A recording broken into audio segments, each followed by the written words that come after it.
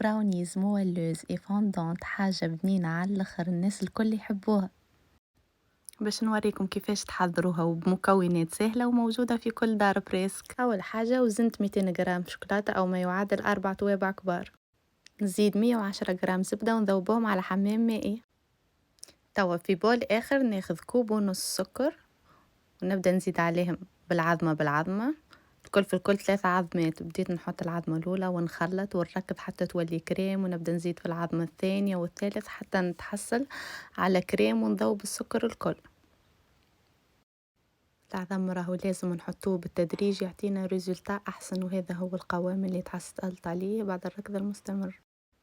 توا جبت الشوكولاتة اللي ذوبتها بعد ما بردت بالباهي ونزيدها للخليط ونركزهم في بعضهم بالشوك.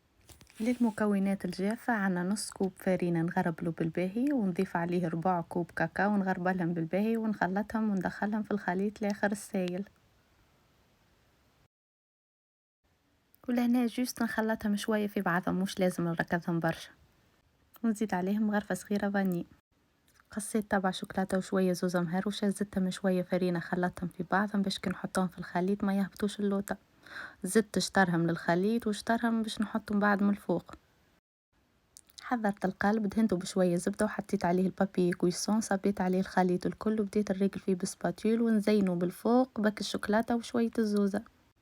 ودخلته للفور على 180 درجة في الرف الوسطاني مدة 25 دقيقة حتى يتشقق شوية الوجه، وقصيته مربعات كما قاعدين تشوفوا.